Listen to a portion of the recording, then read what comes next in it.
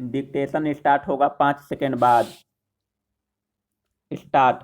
महोदय, राष्ट्रीय विकास परिषद की हाल में ही में हुई बैठक को संबोधित करते हुए प्रधानमंत्री ने कहा, राष्ट्रीय विकास परिषद की इस बैठक में आप सबका स्वागत करते हुए मुझे बड़ी प्रसन्नता हो रही है। परिषद की दिसंबर 2000 में बैठक हुई थी, जिसमें भावी योजनाओं के दृष्टिकोण पत्र को स्वीकार किया गया था। इसी के साथ योजना के निर्माण की व्यापक प्रक्रिया आरंभ हो गई थी। मुझे इस बात का हर्ष है। अब हम इस प्रक्रिया के अंतिम चरण में हैं। 10वीं पंचवर्षीय योजना का निर्माण योजना आयोग एवं केंद्रीय मंत्रालयों, राज्य सरकारों और संघ क्षेत्रों के प्रशासनों के बीच हुए बृहद विचार विमर्श के आधार पर हुआ है। अब यह योजना इस महत्वपूर्ण सभा के समक्ष विचारार्थ प्रस्तुत है। हमारे चारों ओर आर्थिक, सामाजिक और राजनैतिक क्षेत्रों में महत्वपूर्ण परिवर्तन हो रहे हैं। बाजार की शक्तियों एवं उदार नीतियों से संचालित विकास के एक नए दर्शन का उदय हो रहा है। इस परिप्रेक्ष्य में नियोजन की भूमिका और उसकी प्रासंगिकता पर ही प्रश्न चिन्ह लग रहे हैं। लेकिन उभरते विश्वव्यापी आर्थिक और राजनैतिक परिवर्तन का यह आशय नहीं है कि सरकार और योजना आयोग का दायित्व कम हो जाए, बल्कि यह परिवर्तन उसके दायित्वों को और आर्थिक महत्वपूर्ण बनाते हैं। राष्ट्रीय विकास परिषद की पिछली बैठक में मैंने देश के लोगों के सामाजिक, मानवीय और आर्थिक विकास में नियोजन की महत्वपूर्ण भूमिका पर बल दिया था। इसकी आधारभूत सामाजिक ढांचे का सृजन करने एवं मानवीय विकास के क्षेत्र में तो भूमिका और भी अधिक महत्वपूर्ण है। सार्वजनिक क्षेत्र के हमारे अपने अनुभव तथा विश्व के कई अन्य देशों के अनुभव से यह पता चलता है कि कतिपय विशिष्ट परिस्थितियों में बाजार कार्यकुशलता को प्रश्रय देने का माध्यम हो सकता है। हम सभी को बाजार की इस भूमिका को स्वीकार करना चाहिए, लेकिन देश की प्रगति और विकास को केवल बाजार के तंत्र के भरोसे ही नहीं छोड़ा जा सकता। अपने लोगों की न्यूनतम आवश्यकताओं की पूर्ति के लिए हम केवल बाजार पर ही निर्भर नहीं रह सकते। सभी को शिक्षा और स्वास्थ्य सुविधाएं हम बाजार द्वारा उपलब्ध नहीं करा सकते। हमारी निधन ग्रामीण जनता को बाजार अकेला रोजगार और जीवन यापन के लिए पर्याप्त मजदूरी की गारंटी नहीं दे सकता। विकास के एकमात्र माध्यम के रूप में बाजार की इन सीमाओं को स्वीकार करना होगा, और यह भी आगे हम सभी को भली भांति पता है। अतः इन सीमाओं से पार पाने के लिए हमें कोई और रास्ता अपनाना होगा, और यह रास्ता केवल राज्य द्वारा हस्तक्षेप का ही हो सकता है। अतः नियोजन की भूमिका कई क्षेत्रों में महत्वपूर्ण बनी रहेगी। इन क्षेत्रों में आते हैं वैयक्तिक आर्थिक प्रबंध, आधारभूत सामाजिक ढांचे का निर्माण तथा निर्धन वर्ग के हितों की सुरक्षा, मानवीय विकास। बाजार का तंत्र क्रय शक्ति से समर्थित मांग और आपूर्ति के बीच संतुलन बना सकता है, लेकिन इस क्षेत्र में भी यह आवश्यकता और आपूर्ति के बीच संतुलन स्थापित नहीं कर सकता।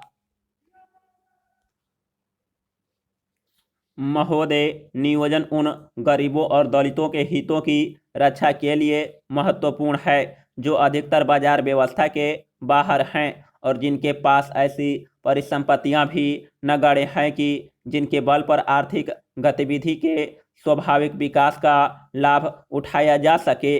पिछड़े, पहाड़ी और दूरदराज के क्षेत्रों के विकास एवं उनको आर्थिक गतिविधियों की मुख्य धारा से जोड़ने का काम केवल बाजार के ऊपर नहीं छोड़ा जा सकता और इसके लिए नियोजित प्रयास करने होंगे।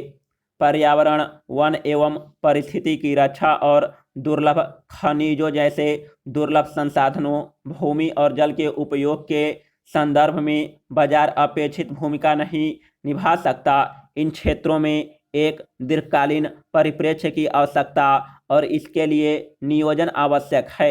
ऊर्जा, परिवहन, संचार और सिंचाई जैसे विकास की प्रक्रिया को अस्थायी संबल देने वाले आधारित ढांचे को सशक्त बनाना एक ऐसा दूसरा क्षेत्र है जिसमें नियोजन की भूमिका महत्वपूर्ण है।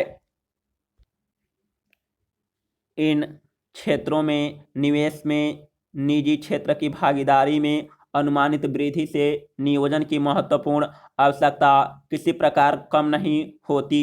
अतः आज के उभरते परिप्रेक्ष्य में नियोजन और बाजार के तंत्र में इस प्रकार परस्पर संतुलन बिठाने की आवश्यकता है कि दोनों एक दूसरे के पूरक हो। सार्वजनिक निवेश के लिए नियोजन भी कुछ निगमित नियोजन की तरह विशद होना चाहिए। शेष पद्धति के लिए यह सांकेतिक हो सकता है, जिसमें मोटे तौर पर उन दिशाओं का उल्लेख हो कि जिनकी ओर अर्थव्यवस्था को अग्रसर होना चाहिए। इसके द्वारा समूची अर्थव्यवस्था के लिए मध्यावधि के अनुमानों की उपयुक्त सूचना प्रणालियों, कमजोर एवं दृढ़ता वाले क्षेत्रों के संकेतों और वांछित लक्ष्यों की प्राप्ति के लिए सटीक नीतियों सहित भविष्य की परिकल्पना उपलब्ध होगी। इससे सरकार, किसानों, श्रमिक संगठनों एवं उद्योग जैसे विकास की प्रक्रिया में सामाजिक भागीदारी के बीच व्यवस्था में एक सीमा तक आम सहमति भी बन सकेगी। मेरे विचार से आज यह प्रश्न यह नहीं है कि हम बाजार व्यवस्था अथवा नियोजन में से किसको चुनें। महत्वपूर्ण प्रश्न यह है कि विकेंद्रीकृत ढांचे के जनसामान्य के धरातल से लेकर ऊपर तक किस प्रकार सुदृढ़ बनाया जाए। केंद्र और राज्य दोनों की सरकारों के सामने आमजनों और संपन्न लोगों की खाई को पाटने का काम इस समय सर्वोपरि है। अतः असली चुनौती यह है कि वे नीति निर्धारण में विशेषतया मानवीय और आर्थिक विकास के महत्वपूर्ण और अंतर क्षेत्रीय मामलों में समग्र दृष्टिकोण विकसित करने से समन्वयकारी भूमिका का निर्वाह करे। राज्य सरकारों और पंचायत राज संस्थाओं को इस विषय पर गंभीरता और गहराई से ध्यान देना होगा।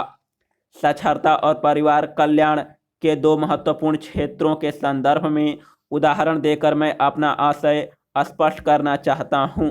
प्रौढ़ साक्षरता कार्यक्रमों को हाल ही तक केवल सरकार का दायित्व तो माना जाता था। पहले केरल में और अब देश के और आर्थिक पिछड़े क्षेत्रों में संपूर्ण साक्षरता के लिए चलाए गए व्यापक क्षेत्र विशिष्ट तथा समयबद्ध अभियानों की सफलता ने हमारे अंदर निरक्षरता को वर्तमान योजना में समाप्त करने का विश्वास उत्पन्न किया है। समाप्त।